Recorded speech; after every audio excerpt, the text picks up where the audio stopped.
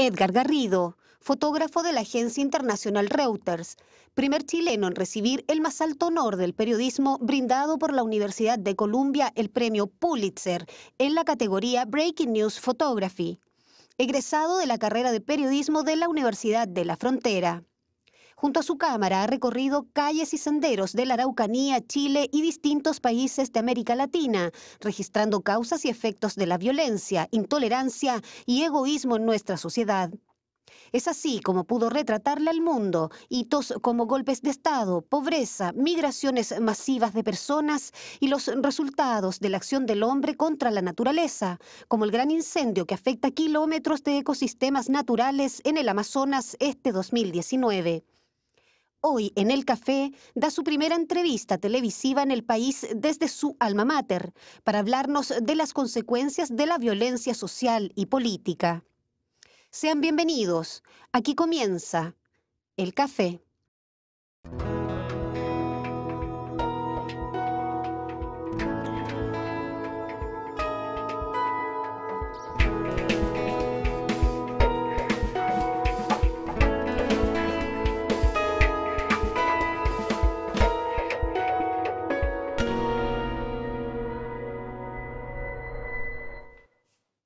Amigas y amigos, bienvenidos a esta nueva temporada del Café del año 2019 y volvemos con un grande. Ustedes ya vieron en la introducción el regreso a casa de Edgar Garrido, a su alma mater, como bien dijimos en la introducción. Edgar, bienvenido al Café.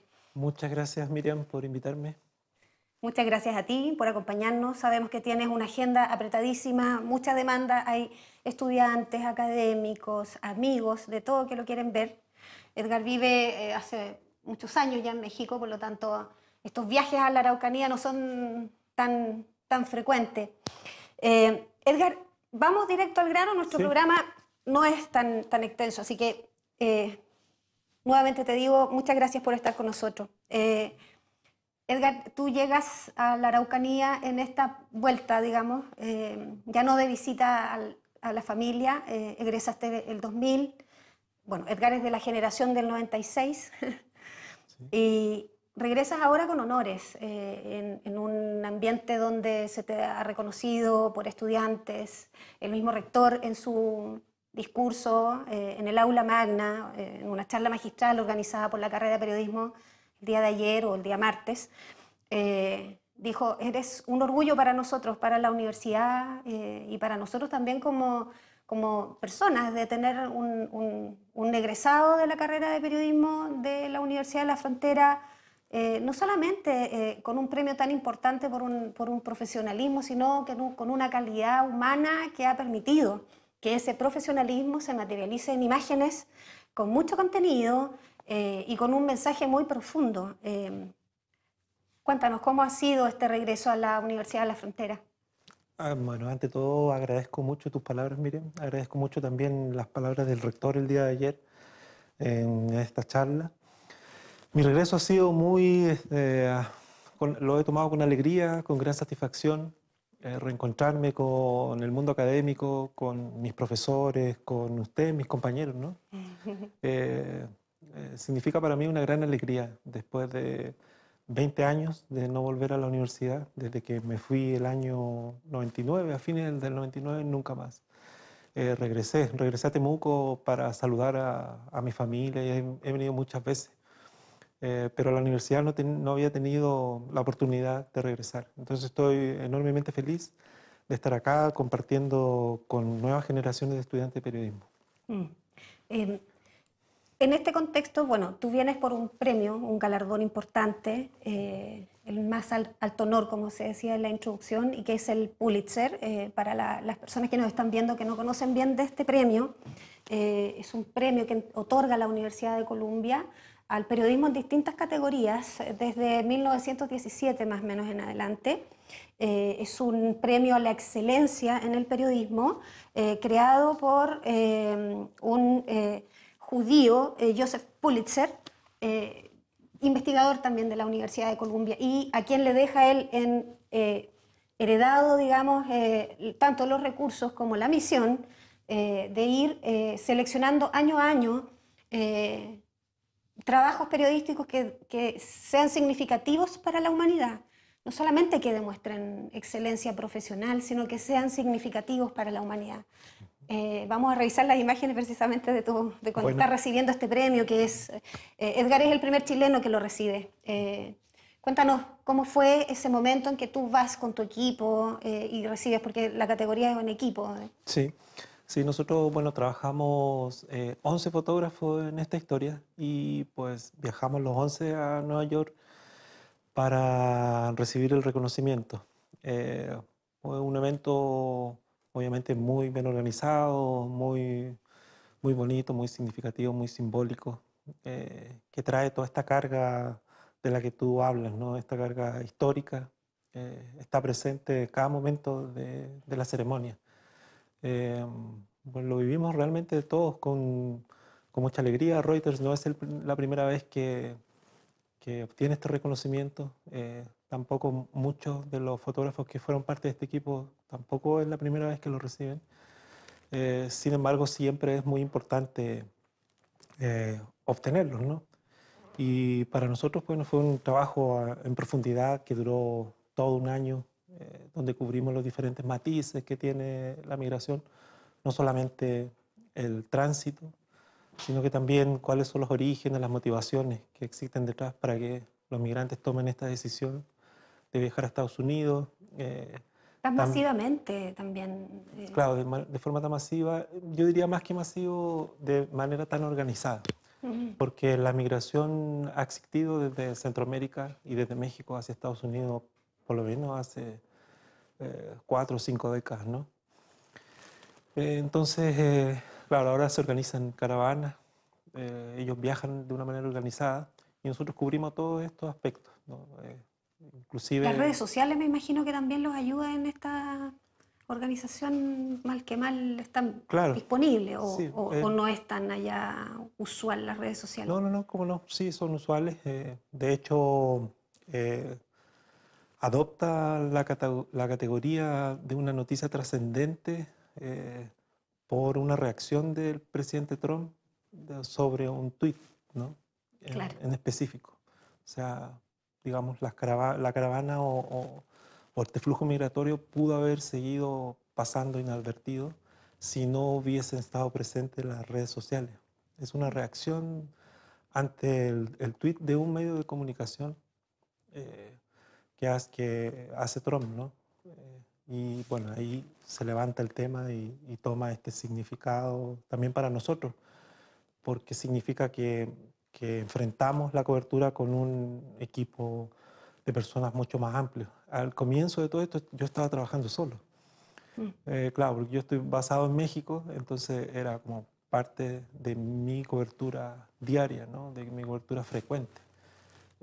Pero producto de esta, digamos, de esta alza del tema, de que el tema tuvo este significado, nosotros organizamos un equipo de muchas más personas para venir a cubrir todos estos aspectos que menciono, ¿no? Inclusive la integración de los migrantes en Estados Unidos, si logran ser aceptados, o el tema de las deportaciones.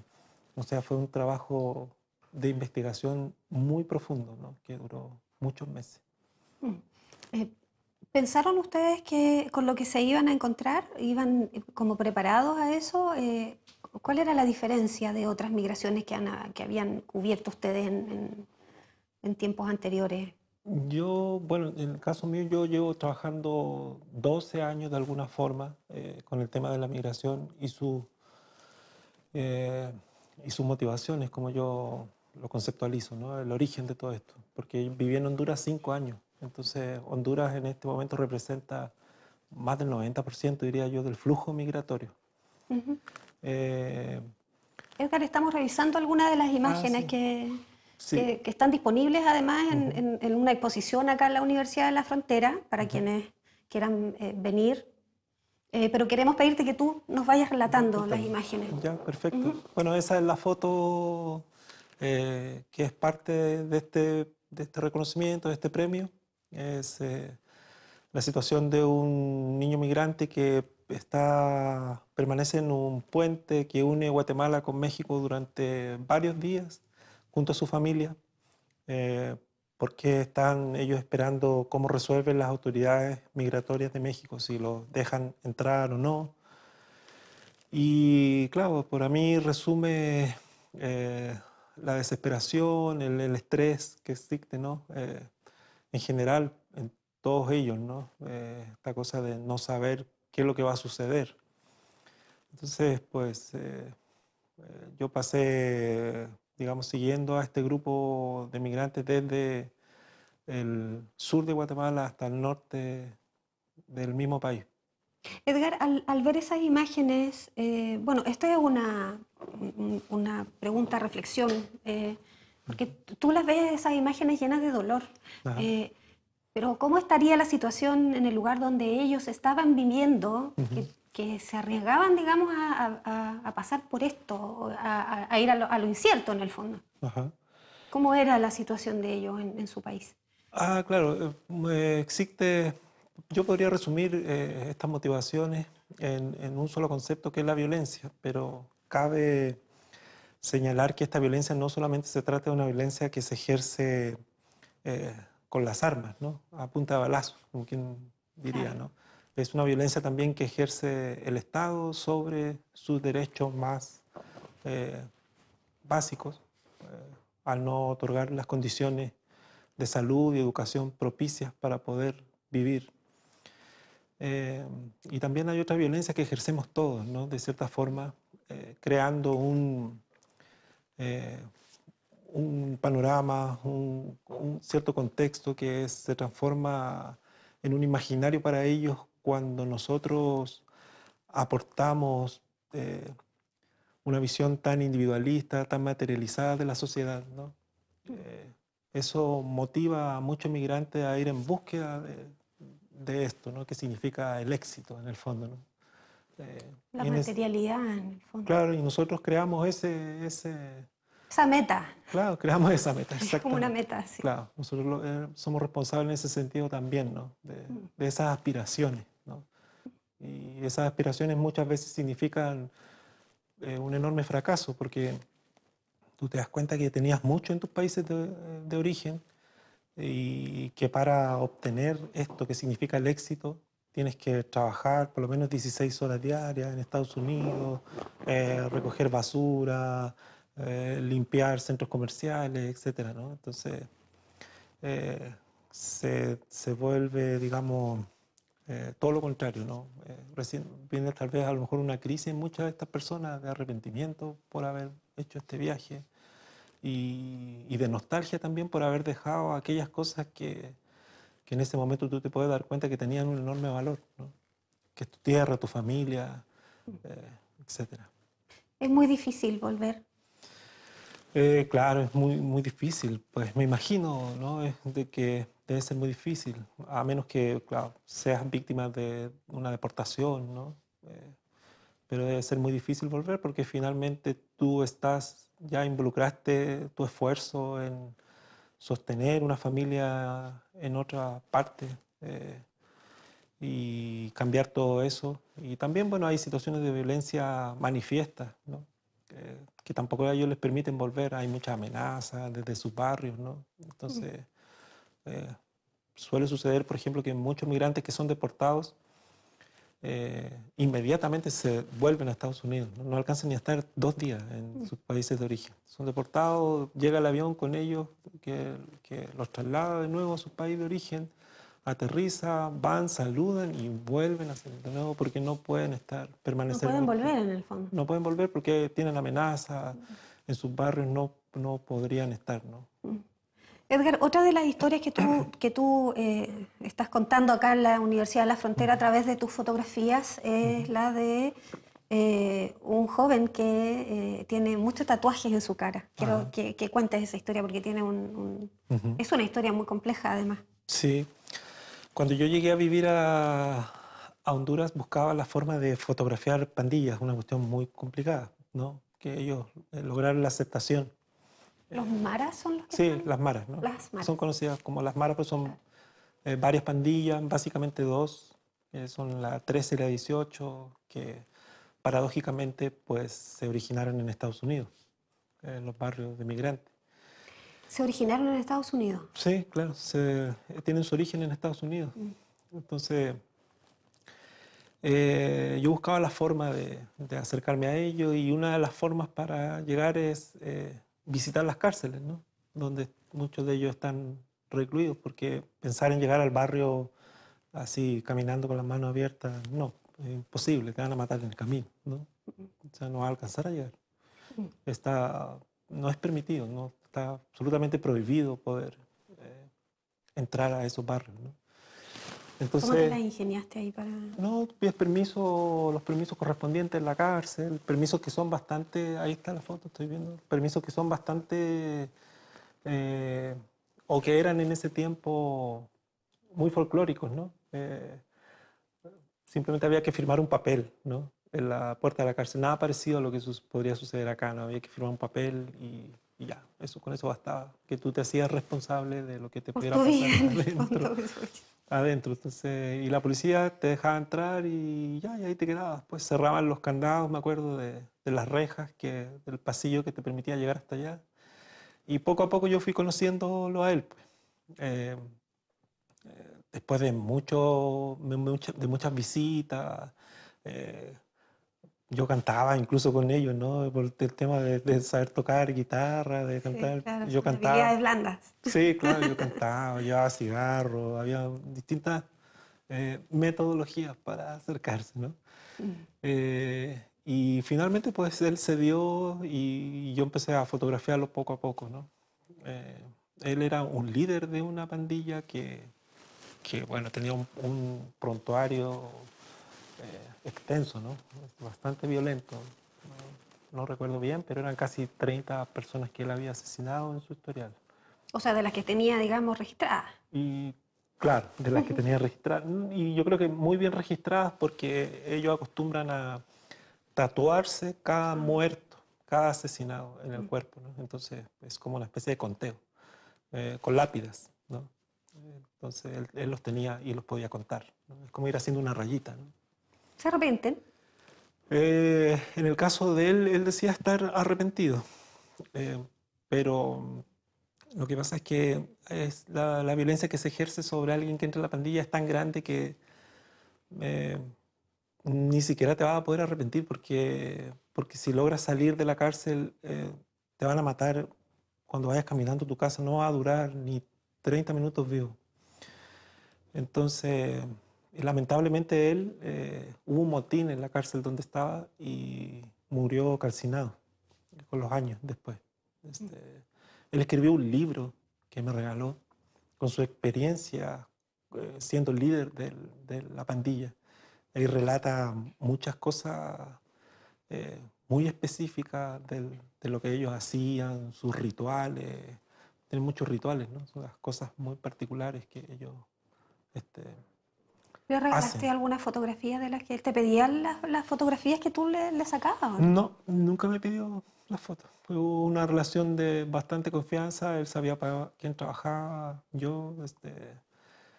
Él nunca me pidió, no me pidió ni una foto. Me daba muchos consejos con respecto a situaciones de violencia, ¿no? De cómo protegerme.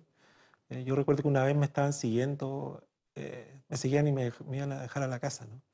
En Honduras. Había alguien que me estaba siguiendo y yo le pregunté a él qué estaba pasando, si realmente pues, alguien me quería matar, ¿no? Y él me preguntó algunos detalles de lo que ahí sucedía y me dice, ¿hace cuánto tiempo te vienen siguiendo? Y yo le digo, yo creo que hace un par de meses, ¿no? No, es esporádicamente. Entonces el tipo me dice, no, yo no creo que te estén siguiendo, porque quienes son contratados para hacer esos trabajos, ¿no? Son ellos. Entonces me dice, nosotros no nos demoraríamos, me dice, más de una semana en matar a alguien, ¿no? Uy, qué fuerte. Entonces me dice, no te preocupes, Claro.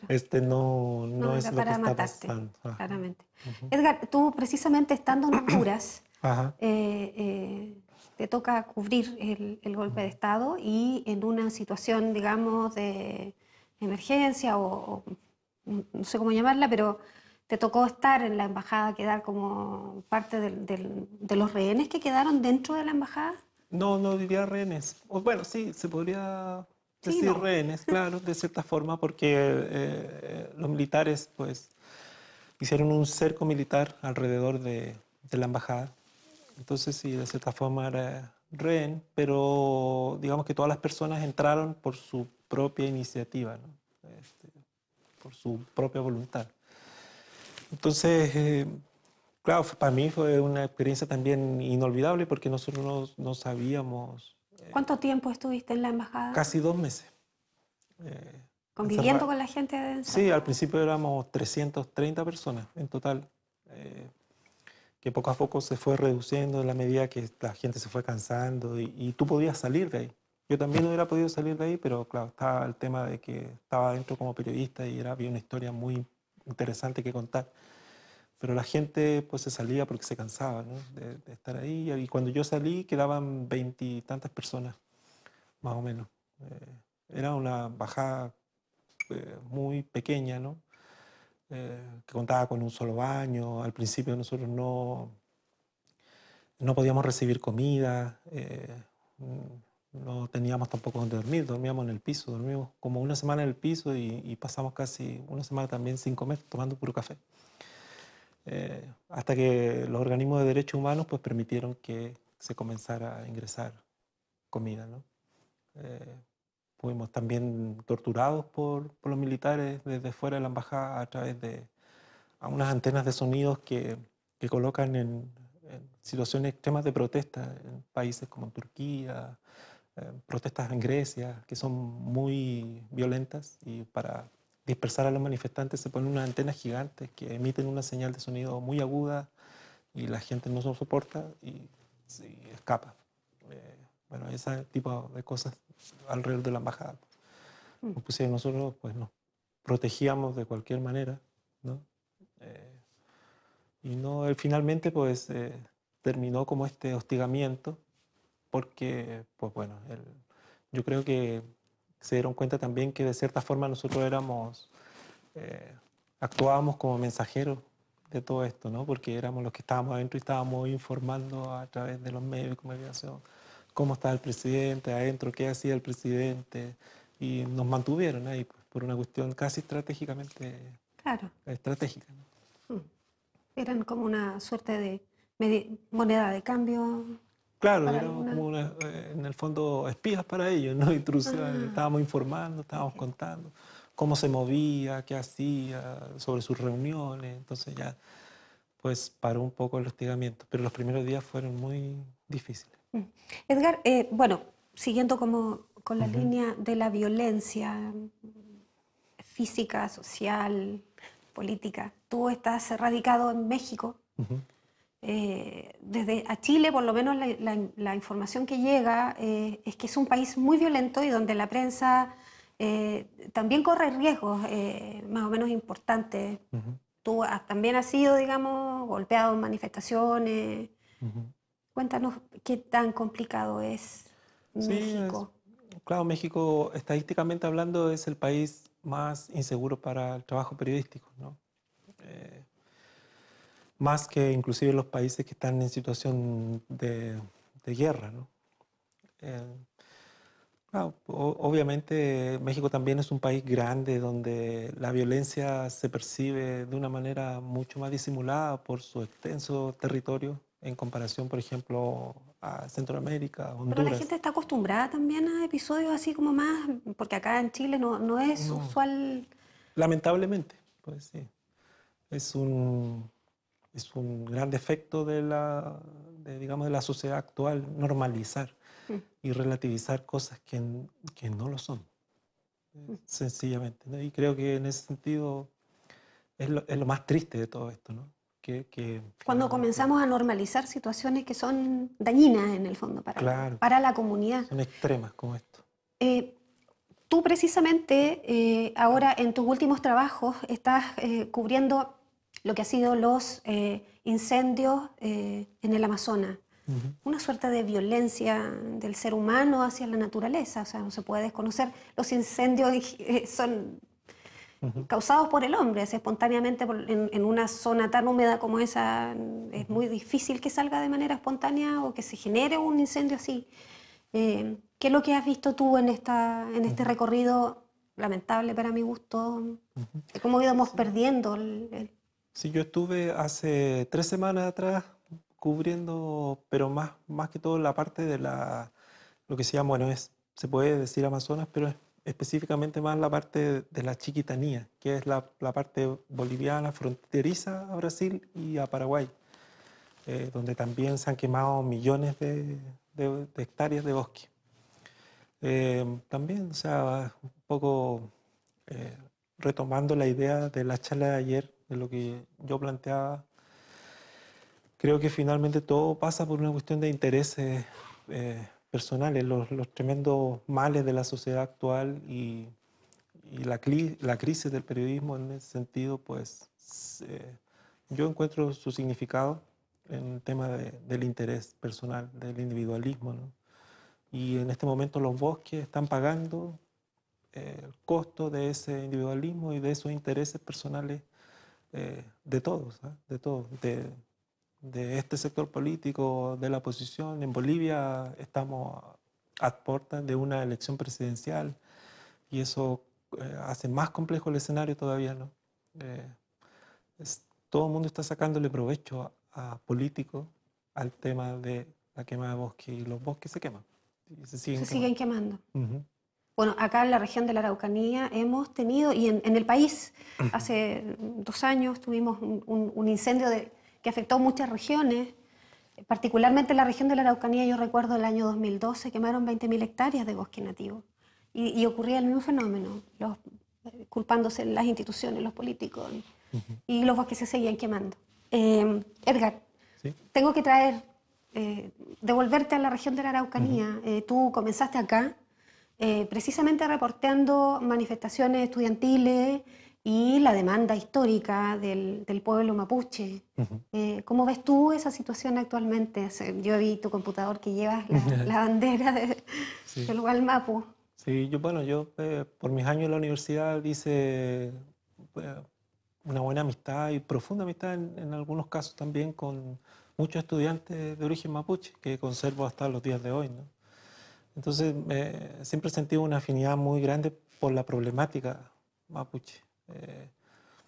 ¿En qué se Un- parece y en qué se diferencian los pueblos indígenas que están en Centroamérica o en México, sus demandas o la situación en la que ellos están sí, por lo que nosotros tenemos en este acá en la momento región? hay una cuestión, digamos, una línea, una columna, ¿no? Vertebral en todo esto, ¿no? Que asemeja las problemáticas indígenas en toda América Latina. Uno es el tema del impacto sobre su fauna, ¿no? Sobre su hábitat, ¿no? Eh, el tema de lo que ha impactado el cambio climático sobre, ¿no? Su espacio. Eh, Ahora actualmente tenemos el conflicto en Ecuador, ¿no? Que se Claro está agudizando. ujú, que compromete al sector indígena. eh, está íntimamente relacionado. Eh, Rescato tal vez algunas diferencias en términos legislativos con México con respecto, por ejemplo, a Chile, que tiene una población muy alta de población indígena. Hay más, diría que de cierta forma puede haber más protección hacia ellos, más tolerancia eh, hacia el pueblo indígena, más comprensión de sus demandas y de sus problemáticas. Mm. Edgar, estamos ya casi llegando al final de nuestro Ujú. programa, y antes de entregarte la cámara para que envíes un mensaje el que quieras, Ujú. nosotros tenemos Sí. libre expresión acá en la Universidad de la Frontera. Eh, de alguna forma tú estás vinculado al tema de la violencia y la fuiste a conocer afuera, sin embargo, conoces, porque también estudiaste historia, muchos de los hitos que han marcado el país. Nosotros también hemos tenido golpes de Estado, hemos tenido migraciones. En la década del 80 muchas personas salieron del país no solamente por temas políticos, salieron por hambre, Ujú. salieron porque no había trabajo y no habían oportunidades. incendios también hemos tenido de bosque nativo. Tenemos un conflicto no sé si tenemos, pero sí en orden político hay una situación compleja con nuestro pueblo originario, de acá de la Araucanía principalmente, y bueno, en el norte también se da con los Aymara. Fuiste a conocer la violencia en vivo afuera, pero de alguna forma Chile también en pequeñas cápsulas manifiesta. Sí, claro. Chile no es ajeno. Hay un mito que uno siempre escucha afuera, o que por lo menos yo he escuchado afuera, y es que por el hecho de que nosotros estamos tan alejados geográficamente, pues de alguna forma también estamos aislados de todo esto que ocasiona estar tan cerca de Estados Unidos, ¿no? En comparación a México, por ejemplo, que ha padecido, digamos, esta posición geográfica. Pero eso realmente es un mito, ¿no? Chile tiene un historial de violencia, ¿no? Que se remonta desde todo el tema de la llegada de los ingleses en el norte, eh, el, digamos, pisotear el pueblo trabajador, eh, un historial completo de violencia, no histórico de violencia, hasta llegar pues, a lo que todos conocemos No asumida. de nuestro periodo, claro, de dictadura. Como bien tú dices, lo que pasa hoy día con el pueblo mapuche y sus demandas, ¿no?, de soberanía. También hay un historial de violencia enorme, ¿no? Y nosotros como periodistas tenemos una enorme responsabilidad en ese sentido para apegarnos a nuestra actividad y informar, ¿no?, de lo que está pasando, más allá del control que pueda existir en términos de las empresas periodísticas para las que trabajamos, ¿no? Que nosotros mismos somos los llamados a cambiar esta situación de estos intereses, ¿no? Que es lo mismo, ¿no? De este individualismo y de trabajar para, digamos, empresas periodísticas que velan por sus intereses y donde realmente no se puede hacer periodismo, ¿no? Edgar, nos tenemos que ir, lamentablemente, Sí. nuestro programa está terminando. Quiero dejarte la cámara para que te puedas despedir y entregar el mensaje que quieras a la Sí. comunidad, a la gente que te está mirando. Sí, yo realmente, pues, lo principal es agradecer una vez más. No me queda realmente otra cosa que decir, seguir agradeciendo el espacio y la invitación para estar acá en la universidad compartiendo con estudiantes. Yo realmente rescato mucho el mundo académico porque es finalmente también un espacio de cambio.